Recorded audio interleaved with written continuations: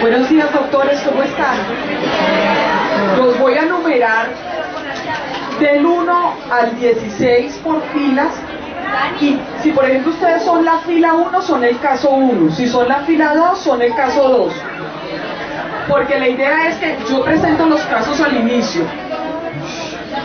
doy el marco teórico y luego por filas van a resolver el caso. Me van a decir, vea doctora, con base en lo que vimos en la clase, este caso se resuelve así, a cualquiera de la fila 1 o de la 2, como va. Entonces, 1, 2, 3, 4, 5, 6, 7, 8, 9, 10, 11, 12, 13, 14, 15 y 16.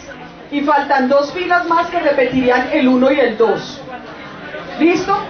Se vuelvo a repetir. 1, 2, 3, 4, 5, 6, 7, 8, 9 y 10. Hasta antes. Exacto. 11, 12, 13, 14, 15 y 16. Y quedan una fila más. Entonces, si yo soy de la fila 1, mi caso es el 1. Si soy de la fila 2, mi caso es el 2. ¿Listo? Entonces vamos a ver cómo nos va al final, si yo me rajo o no me rajo, ustedes contestando los casos. Doctores, muy buenos días. El tema que vamos a trabajar hoy es el tema de consentimiento informado, pero esta vez un aspecto distinto al que vimos en la primera clase, y es lo que se llama el consentimiento informado sustituto, diferido o indirecto. Voy a presentar los casos, nada más los vamos a leer. Pongan atención a qué caso le corresponde a su fila, porque cuando terminemos la sesión, cualquiera de la fila entraría a contestar el caso. Primer caso. Un paciente menor de edad, NN, de sexo masculino, es llevado por la policía a un servicio de urgencias después de sufrir un severo politraumatismo al ser arrollado por un automóvil fantasma. El examen físico hace sospechar trauma cerrado de abdomen que requiere la parotomía exploratoria de carácter urgente. ¿Cómo debe proceder el médico? Doctor, ¿cómo me ha ido? Un gusto. Qué pena. No, ni más falta, es que ahorita iba a preguntar por él, porque la clase pasada todas las preguntas que César hizo eran de consentimiento informado diferido, y yo le decía, César, en la próxima clase, César, en la próxima clase. Entonces esta clase va con especial cariño para César. O sea que ya no solo le pueden tomar del pelo a Yaya, sino que le pueden tomar del pelo también a César. Un paciente de 14 años con retardo mental severo para la fila 2 es llevado al ginecólogo por sus padres, quienes solicitan le practiquen una ligadura de trompas. ¿Qué debe hacer el médico? Esto salió hace poquito en las noticias, una sentencia de la corte refiriéndose a este tema. La fila 3. Un recién nacido, hijo de padres que son testigos de Jehová, requiere de forma urgente una transfusión sanguínea debido a una anemia secundaria a una incompatibilidad de RH.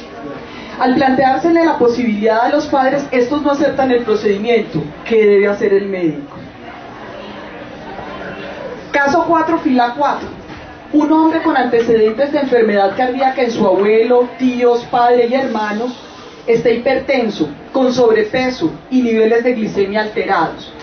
Tiene un régimen alimenticio en el que prima la comida chatarra, una vida sedentaria, fuma y no toma sus medicamentos. Su médico le ha advertido de los riesgos de continuar con este estilo de vida, pero él continúa sin cambios en su conducta. ¿Cómo debe proceder el médico? Caso 5, fila 5. Un hombre de 60 años, separado con un hijo de 22 años, sufre un accidente cerebrovascular masivo y requiere ser llevado a cirugía. ¿Quién debe autorizar el procedimiento y sustentar la respuesta? Caso 6, fila 6. Un hombre de 40 años en estado de embriaguez cae por unas escaleras y se fractura una pierna. Requiere ser hospitalizado para manejo quirúrgico. El paciente se niega y pide salida voluntaria. ¿Qué debe hacer el médico? Un paciente de 80 años, en pleno uso de sus facultades mentales, a quien se le ha descartado una patología tumoral, le indica a su médico que no desea conocer el diagnóstico ni tomar decisiones. Adicionalmente menciona que quiere que sea el médico el que decide en su lugar. Ese es el caso 7 de la fila 7. Caso 8 para la fila 8. Carlos, un hombre de 70 años, cuadripléjico desde hace 15 años, quien vive con una sobrina y es el único familiar que puede cuidar de él, le comenta a su médico tratante que desea terminar con su vida y le pide que le ayude, ya que él mismo no puede hacerlo. ¿Qué debe hacer el médico? Caso 9, fila 9. Un paciente con vasculopatía diabética, a quien se le amputó en el pasado el pie derecho, presenta necrosis del pie izquierdo. El médico tratante indica que este pie debe ser amputado. El paciente se niega a pesar de advertírsele los peligros existentes. ¿Qué debe hacer el médico?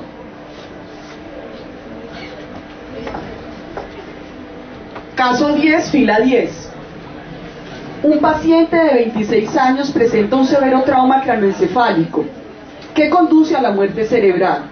El paciente es portador de un carnet de donación de órganos. La familia se opone. ¿Qué debe hacer el médico? Muchachos, yo sé que deben estar comentando entre ustedes lo que posiblemente se debe hacer con el paciente, pero hace muy difícil oír el caso. Si quieren, en un momento dado, antes de que vayamos a revisarlos, lo pueden discutir, ¿vale? Entonces sigo. Caso 10, ya lo leímos. Caso 11. Para la fila 11, una menor de 15 años de edad consulta porque presenta flujo vaginal de color verde y olor fétido. Se diagnostica una leucorrea originada por clamidia. Ella le pide el favor al médico que no le cuente a su mamá. ¿Qué debe hacer el médico? Caso 12, fila 12. Los familiares de un paciente hospitalizado en UCI por una neumonía por neumocistis carini desean conocer el diagnóstico y la razón de esta enfermedad. El paciente tiene diagnóstico de VIH, pero hasta el momento sus familiares desconocen esta información. ¿Qué debe hacer el médico? Caso 13, fila 13. El médico tratante de un paciente varón de 25 años de edad hospitalizado por presentar una neumonía, al que se le sospecha ha contraído un VIH, el médico le indica que debe tomarse una prueba para descartar el diagnóstico. El paciente no da su consentimiento, pero a pesar de esto, en una de las muestras de sangre extraídas para hemocultivo se realiza la prueba. ¿Qué debe hacer el médico? Caso 14, fila 14. Un paciente de 18 años con una meningitis meningocócica altamente contagiosa requiere ser internado para su tratamiento. El paciente se niega. ¿Qué conducta debe seguir el médico? Caso 15, fila 15. Un paciente de 34 años casado es diagnosticado con VIH. Le comenta a su médico que bajo ninguna circunstancia revelará a su esposa esta información y que tampoco tomará medidas para disminuir el riesgo de contagio para ella. ¿Qué debe hacer el médico? Y el último caso para la fila 16, y repetiría el caso 1 para la última fila. Un paciente de 60 años con una enfermedad terminal, viudo y con un hijo de 25 años decide dejar una voluntad anticipada en la que especifica que no desea ser conectado a soporte vital en caso de requerirse en el futuro. Es decir, si yo requiero ventilación asistida, yo no quiero que me conecten. Una vez se presenta esta situación, el hijo le indica a los médicos que por favor no acaten la voluntad de su padre y que de no ser así, los demandará. ¿Listo? Esos son los casos que yo espero que logremos resolver al final de la clase. Entonces, si ustedes se fijan, los casos que les presenté tienen las siguientes características. Primero, tengo personas que toman decisiones directamente o tengo personas que toman decisiones por otras personas. En segundo lugar, tengo personas mayores de 18 años y tengo personas menores de 18 años. En tercer lugar, tengo situaciones urgentes y situaciones que son programadas y que la decisión puede ser diferida en el tiempo. Tengo personas que son competentes, es decir, tienen discernimiento, pueden tomar una decisión racional, y personas que no son competentes. Tengo situaciones en las cuales se sabe el paciente qué desearía a pesar de que el paciente no pueda tomar la decisión, y tengo otras en que no tengo la menor idea, ese paciente inconsciente que hubiera deseado que se hiciera con él. Tengo decisiones que son perjudiciales para el mismo paciente, pero tengo decisiones en las cuales el paciente toma una decisión que es perjudicial para otros, o otro está tomando decisiones que podrían ser perjudiciales para el paciente. Y finalmente, si ustedes se fijan, tengo situaciones en las que yo tengo duda si en esa representación hay un límite o no hay un límite. Es decir, si yo representando a otra persona, ¿puedo tomar esa decisión o no la puedo tomar? Este es el espectro de decisiones que vamos a trabajar hoy en el consentimiento sustituto o diferido. Retomo conceptos que vimos la clase pasada. ¿Qué se entiende por autonomía? Autonomía, si uno la mira como un principio ético, tiene una definición. Si la mira como un derecho protegido jurídicamente, tiene una definición, pero se parecen. En términos generales, podría decir que la autonomía es el derecho que tienen todas las personas a autogobernarse, a autodeterminarse y a tomar decisiones en aquello que le concierne, bien sea su vida, su cuerpo, sus bienes. Y que esas decisiones las toma acorde con sus objetivos, sus intereses, sus creencias, sus valores y sus necesidades. Eso significa que las personas pueden tomar decisiones distintas porque tienen distintos valores, distintas creencias y distintas necesidades. Una definición desde lo jurídico es el reconocimiento de la dignidad humana por parte del Estado y de la sociedad, que hace que yo vea que una persona es un sujeto moral, es decir, que tiene el derecho a decidir sobre distintos tratamientos cuál le conviene, sin que el Estado o la sociedad le puedan imponer uno. Finalmente, puedo decir también que la protección al derecho a la autonomía se traduce en que una persona pueda disponer sobre su propio cuerpo, inclusive cuando esa decisión es perjudicial para ella misma, pero ahí entraría el primer límite de la autonomía. Y es que yo puedo escoger cosas que sean perjudiciales para mí, si soy un mayor de 18 años y competente, pero yo no puedo escoger cosas perjudiciales que afecten a terceros. Ese es el límite fundamental de la autonomía.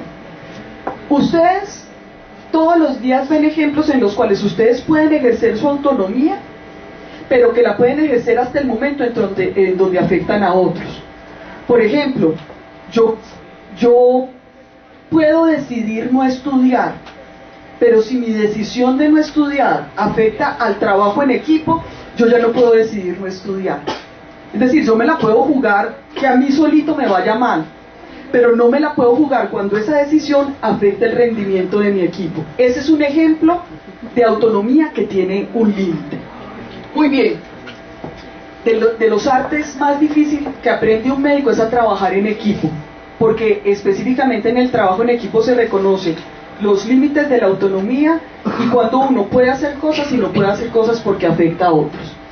Dijimos también la clase pasada que para poder ejercer la autonomía yo necesitaba racionalidad, necesitaba información y necesitaba libertad. Esos son los tres componentes básicos de la autonomía. Si yo veo la autonomía en términos de ética, yo diría que la autonomía es un principio que protege dos cosas muy valiosas para la sociedad, que son la libertad de los individuos y el derecho a la intimidad, y que la virtud que debe tener un médico para proteger ese valor y respetar ese principio es respetar la voluntad del paciente cuando ésta es jurídicamente válida y adicionalmente aprender a guardar secreto sobre lo que debe guardar secreto. También hicimos una aproximación a lo que era el consentimiento informado y dijimos que era la expresión de un proceso de comunicación en el marco de la relación profesional de la salud paciente o quien lo represente ante la ley, porque en este caso estamos concentrados en el diferido sustituto, que es cuando hay una representación en el que se exterioriza un acuerdo de voluntades destinado a producir un efecto jurídico. Si yo fuera a hacer un flujograma de decisión respecto a autonomía, yo diría que lo primero que tengo que hacer ante una situación es si se requiere de consentimiento o no se requiere de consentimiento. Entonces yo tendría que pensar, este es un caso que cabe dentro de las excepciones al deber de informar, y la excepción más importante es la urgencia. Es aquella situación que pone en peligro la vida del paciente y que por lo tanto yo debo entrar a obrar. Sería la primera excepción. Exceptuando que haya una voluntad anticipada del paciente que me impide obrar a mí en esa urgencia. El mejor ejemplo es alguien que dice, yo no quiero que me conecten. Yo voy a hacer paro, pero en el momento que haga paro yo no quiero que me conecten. Yo diría, esa es una situación de urgencia, yo tengo que entrar a obrar. Y es una excepción al consentimiento, sí, pero hay una voluntad anticipada para ese momento específico. Lo segundo que tengo que hacer es, si es una situación en la que tengo que pedir el consentimiento, yo debo determinar a qué persona debo informar. ¿Debo informar al paciente o debo informar a un representante legal del paciente? Y eso lo defino preguntándome, ¿esta persona es mayor de 18 años o no? ¿Esta persona tiene su competencia o no. Y si esas dos respuestas es menos de 18 años o no es competente, yo debería entrar a preguntarme quién lo debe representar. Esto es lo que vamos a ver a lo largo de la charla, pero se los quiero poner como flujograma inicialmente. Después de que yo he decidido si debo informar y a quién debo informar, hay dos maneras de poner aconsejar. Yo podría aconsejar, inmediatamente informo. Estas son sus opciones, yo le aconsejaría esta. Pero también podría ser, le informo y le pregunto el que quiere, y dependiendo de lo que él me diga que quiere, si yo veo que es una decisión que es perjudicial para él o para otros, entraría a aconsejar. Aconsejar puede ir después de informar o después de la expresión de la voluntad del paciente. Y una vez el paciente me dice quiero hacer esto o no quiero hacer esto, yo tengo que entrar a mirar si esa decisión que él está tomando es válida y existe ante la ley para saber si la puedo respetar o no. Si es válida y existe ante la ley, la debo respetar. Si no es válida y no existe ante la ley, no la debo respetar. Esos, en términos generales, es el flujograma que uno tiene en consentimiento. Recordar también que el consentimiento se debe solicitar en todo aquello que signifique un riesgo físico o psicológico para el paciente, por eso se pide en procedimientos de promoción, de prevención, de diagnóstico, de tratamiento, de rehabilitación, de cuidado paliativo, pero también para liberar la información a terceros, para procesos de docencia, de investigación o de donación. Y lo que la persona va a decir es si quiere o no quiere eso específicamente. Si ustedes se acuerdan, yo les dije que estos eran los 10 requisitos de existencia y validez del consentimiento informado. Hoy, ¿en cuáles nos vamos a centrar? En debe ser emitida por el paciente o quien lo represente ante la ley, quien esté facultado ante la ley, debe provenir de una persona autónoma y debe ser emitida por una persona capaz legalmente. Eso es lo que vamos a trabajar de todos estos 10 en la clase de hoy. Muy bien, lo primero es distinguir entre capacidad y competencia, porque uno generalmente usa esos términos indistintamente y de manera incorrecta. Cuando yo estoy hablando de capacidad, estoy hablando de un concepto jurídico, estoy hablando de capacidad legal. Y es cuando el Estado colombiano le reconoce a una persona que puede ejercer sus derechos, el ejercicio de su autonomía. En Colombia la capacidad legal se adquiere a los 18 años. Hay países que la reconocen a los 21, pero en Colombia la reconocemos a los 18 años, doctora. Doctora, ¿un delincuente es capaz legalmente? ¿Lo preguntas por el caso que se está viendo ahorita en medios de comunicación? Si es un mayor de 18 años, sería una persona capaz legalmente. Yo creo que tú haces más referencias a competencia, y es una pregunta casi filosófica. Una persona que disfruta de la maldad o una persona que vive en la maldad sin sentir remordimiento, ¿será que no es competente? ¿Será que tiene una enfermedad mental? Y esa es casi una pregunta filosófica. Esa pregunta casi le haría a uno pensar todo el sistema penal en el mundo, pero lo vamos a retomar más tarde. Doctor. Una pregunta. Digamos que llega un paciente canadiense. Allá la mayoría de edad es 22 años, pero acá ya... Pero aquí rige, es en el territorio colombiano cuando tú empiezas a actuar, pero es una muy buena pregunta. Es decir, sería dentro del territorio colombiano lo que rige dentro del territorio colombiano, pero está muy buena, nunca se me había ocurrido la pregunta. Entonces tengo capacidad legal es mayor de 18 años. Completamente distinto es el concepto de competencia. Competencia tiene que ver si a mí me está funcionando la cabeza para entender la información, hacer un balance riesgo-beneficio, compararlo contra mis creencias y valores y expresar cuál es la posición que yo quiero. Si se fijan, competencia es un concepto cognitivo, es un concepto que se valora médicamente, no jurídicamente. Entonces, importante siempre distinguir capacidad, que es jurídico, y competencia, que es un concepto técnico-científico. Entonces, si ustedes se fijan, yo voy a abordar primero el tema de capacidad legal. Voy a tener mayores de 18 años y menores de 18 años. A los mayores de 18 años yo los llamo capaces legales, es decir, pueden tomar sus decisiones. Y a los menores de 18 años yo los llamo genéricamente incapaces legales. Pero la ley dice también, si bien una persona no tiene full sus derechos antes de los 18, hombre, cerquita a los 18 es posible que pudiera tomar sus decisiones porque ya tiene competencia. Entonces habla de dos regímenes que son los incapaces absolutos, menores de 7 años, en donde en el 100% de los casos esa persona no puede tomar la decisión por sí misma, y mayores de 12 años, entre los 12 y antes de cumplir los 18, que yo digo, ojo, es un incapaz relativo, por lo tanto es importante valorar la competencia para saber si participa o no en la decisión. Y hay una zona gris entre los 7 y los 12 años, una zona gris jurídica que no es clara, que entraría uno a mirar caso por caso qué sucede. Entonces yo diría que en un incapaz legal, absoluto o relativo, generalmente lo que ocurre es un consentimiento, como regla general, vamos a ver las excepciones, se trata de un consentimiento indirecto, subrogado o sustituto, es decir, en donde un tercero representa la autonomía de esa persona.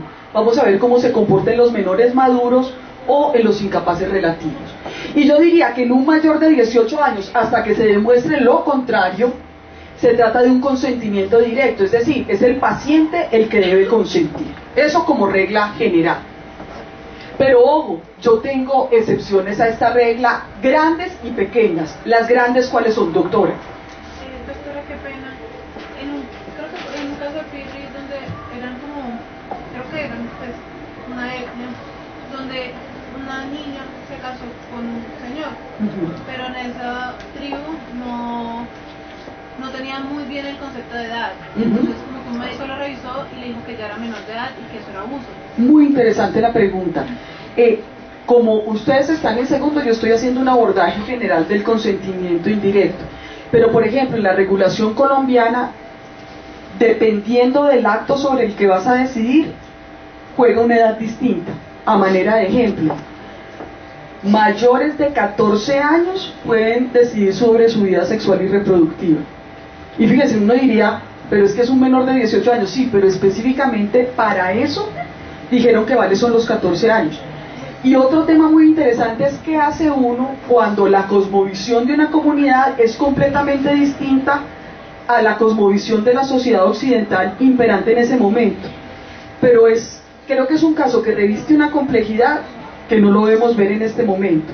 Pero como regla general, lo que uno entra es a respetar, acuérdense que ellos tienen una manera de regirse jurídica también, entraría a respetar el régimen que prima para ellos. Solo han visto ustedes, por ejemplo, cuando una persona indígena comete un acto que uno diría está por fuera de la ley y que tendría tantos años de cárcel. A veces su comunidad dice, no, nosotros lo vamos a castigar como se castigaría acá adentro. Pero vuelvo y te digo, es un tema muy refinado jurídico para verlo en este momento. Ahora que es importante que, con tu pregunta, que ustedes tengan en la cabeza, que podrían menores de 18 años estar habilitados para hacer algunas cosas porque la ley reconoce distintas edades para esas distintas cosas. Por ejemplo, responder penalmente por un delito, casarse, ejercer los derechos sexuales y reproductivos tienen edades distintas. Entonces retomo lo que estoy diciendo. ¿Cuáles serían entonces las excepciones, doctores? Por favor, los de atrás, silencio. Que odio decir eso, porque yo vuelvo y juega, es un ejercicio de la autonomía. Quien quiere estar comunicativo levanta la mano. Si no es un tema que sea en la clase, se pueden salir porque no se toma lista y no tiene ninguna repercusión no estar en clase. Pero cuando alguien hace ruido en ejercicio de su autonomía, viola el derecho de otro, que es el derecho al silencio para poder oír la clase. Es un tema de límite de la autonomía. Entonces hay dos excepciones a la regla. Yo no sé, yo se los dije la vez pasada, si ustedes recuerdan un actor americano de una película muy famosa de un niño que dejan solo en Navidad. Bueno, ese actor ganaba mucha plata siendo menor de edad. Y hacia los 16, 17 años se dio cuenta que sus papás estaban quedando con la plata y dilapidándola. Y se fue a donde un juez y le dijo, mire, usted no puede no podemos esperar a los 21 años para que yo tenga control sobre mis bienes porque mis papás se van a derretir toda la plata. Entonces un juez en los Estados Unidos le dijo, yo le reconozco a usted que si ha trabajado, ha mantenido su familia, pueda tener control sobre su dinero, y lo declaró un menor emancipado. Un menor emancipado es una persona menor de 18 años que un juez de la República le reconoce que a pesar de no tener los 18 años, se comporta en todos los sentidos como un capaz legalmente. Pero por otro lado yo puedo tener, por ejemplo, una persona que tiene una enfermedad mental que es grave, que altera de manera permanente su competencia hasta en lo más básico y que por lo tanto seguramente el resto de su vida otra persona tendrá que tomar decisiones por él, y en ese caso un juez de la República dice, esta persona a pesar de ser capaz legalmente va a perder esa capacidad para decidir, y es lo que se llama un interdicto, es decir, un adulto mayor de 18 años que tiene todos sus derechos, pero como está en una circunstancia que no le permite decidir por él de manera permanente y por una circunstancia grave, estaría como interdicto. Serían dos excepciones a la regla. Señora.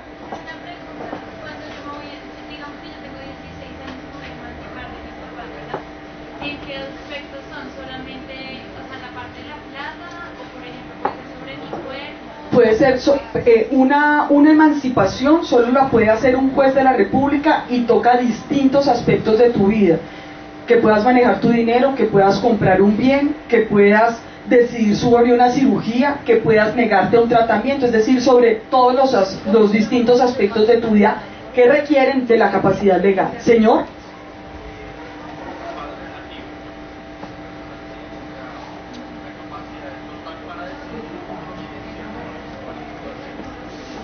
Un incapaz relativo es una persona en la que debo entrar a valorar la competencia para saber si son sus padres los que deciden o él, pero ya lo voy a abordar en las siguientes diapositivas el tema específico de los incapaces relativos. Por ahora solo estoy dibujando el panorama general. Entonces, si ustedes se fijan, en un mayor de 18 años, un capaz legalmente, yo generalmente presumo que es una persona competente, es decir, que tiene su esfera mental adecuada para poder tomar decisiones. En un menor de 18 años, entre los 12 y los 18 años, que son los menores maduros o los incapaces relativos, yo lo que tengo que entrar es a valorar la competencia de esa persona para tomar decisiones. Y yo no lo puedo hacer genéricamente, lo hago es sobre una decisión específica. No es que yo diga, es que este mayor de 12 años es competente para decidir sobre lo que quiera en salud sobre su propio cuerpo, no. De pronto, por ejemplo, podría decidir planificar. Podría llegar a una consulta y yo veo que es una persona responsable, que entiende la información, los riesgos y los beneficios, toma una buena decisión de autocuidado, podría ser competente para no revelar su información a los papás o para poder tener un tratamiento con anticonceptivos.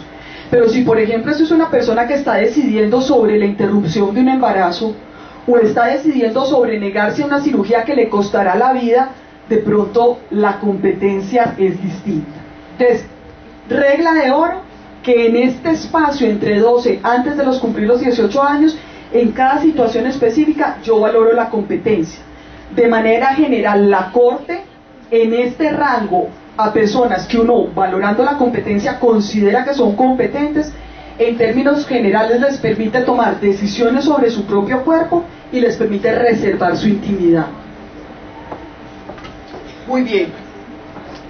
Uno tiene dos tipos de competencias. Entonces, por ejemplo, yo diría que el 100% de ustedes son competentes desde lo intelectivo. Si yo les explico algo, lo entienden. Son capaces de mirar frente a sus valores y a sus creencias. Son capaces de hacer un balance riesgo-beneficio y de expresar su opinión. Pero desde el componente volitivo, no estoy segura que todos lo hagan. Porque el volitivo, que es la voluntad, es decir, es que además de que yo entiendo, soy capaz de ser libre en mi voluntad a pesar de presiones externas, eso lo va adquiriendo uno con la edad y con las experiencias. Por eso, por ejemplo, el tema de consumo de sustancias psicoactivas es un tema tan complejo en la adolescencia. Porque yo estoy seguro que a cualquiera de ustedes que yo les pregunte si las drogas son malas, o sea, si consumir sustancias psicoactivas es perjudicial, ustedes lo entienden, son capaces de argumentarlo, son capaces de expresarlo, pero muchas veces por presión de grupo uno termina probando cosas que no quisiera probar. ¿Por qué? Porque están maduros en lo intelectivo, pero están inmaduros en lo volitivo. Entonces, ese es otro componente que uno tiene que entrar a valorar, y la presión de grupo es muy importante en un adolescente. Si a veces también es importante en un adulto, no siempre los adultos somos capaces de, en lo volitivo, ser capaces de tomar decisiones libres. Muy bien. Entonces, ¿qué cosas Ya no estoy hablando de la capacidad legal, sino que estoy hablando de la competencia. Doctora, en la emancipación, cuando un juez emancipa a un menor, él está teniendo en cuenta estos componentes también. Pues claro, lo evalúa. O sea, hace una evaluación completa de la competencia, pero incluso sería una competencia mucho más profunda. Hay países en donde está listado que es un menor maduro, que podría tomar sus decisiones solo. Pertenece al ejército, a una orden religiosa, trabaja, se mantiene, vive independiente. En Colombia no lo hay. Pero un juez para declarar a un menor emancipado se tiene que llenar de razones, que empiezan por su competencia cognitiva y evolutiva, pero también por otros elementos. Es independiente, se mantiene solo, hace uso racional de sus recursos, etc. Señor. Doctora, pero para evaluar esas competencias, ¿no debería también haber como una opinión como médica? Pues claro, los jueces utilizan peritos. La figura de perito es un profesional de la medicina que en el ámbito de la medicina legal hace una valoración de la persona, de la competencia. Lo están viendo ahorita en las noticias con el caso de la persona que le lanzaron ácido en la cara, que algunos están argumentando que él tiene una alteración de su competencia que le impide valorar lo que está haciendo. Y ya algunos han dicho, espérese, que se requiere de un perito que valore exactamente eso. Pero lo otro que ha salido en medios de comunicación es que, si ustedes se fijan, es una acción planeada, y planear requiere de competencia. ¿Listo? Entonces, ¿qué cosas alteran la competencia? Que tienen que ver con los casos que vimos. El desarrollo cognitivo, como puede ser la edad, las experiencias, las intoxicaciones exógenas, las intoxicaciones endógenas. El caso que ustedes están revisando es un paciente que tiene una alteración, es capaz legalmente, pero tiene una alteración de su competencia de índole endógeno. Está acumulando sustancias que alteran su competencia, que hacen que esté inconsciente. Enfermedades neurodegenerativas, enfermedades agudas que afectan la conciencia, como puede ser un trauma craneoencefálico. Y si ustedes se fijan, estas pueden ser graves, es decir, que me quitó completamente la competencia o que me quitó una partecita de la competencia. O las puedo calificar porque es por un momentico pero me voy a despertar, o esto es de carácter permanente, como podría ser un Alzheimer, que es permanente y de carácter evolutivo. Esto lo vimos la vez pasada y se los he estado repitiendo todo este tiempo. ¿Cómo se da cuenta uno que una persona no es competente, es decir, es incompetente? Estoy hablando de lo cognitivo. Incapacidad para expresar una preferencia, incapacidad para comprender una situación y sus consecuencias, incapacidad para entender la información relevante, incapacidad para hacer un balance riesgo-beneficio e incapacidad para tomar una decisión que sea razonable. Pero dijimos también que la competencia sí se sabe. Muy bien, que no pueda darse a expresar. Entonces tendría que ser una persona sordomuda que no puede escribir.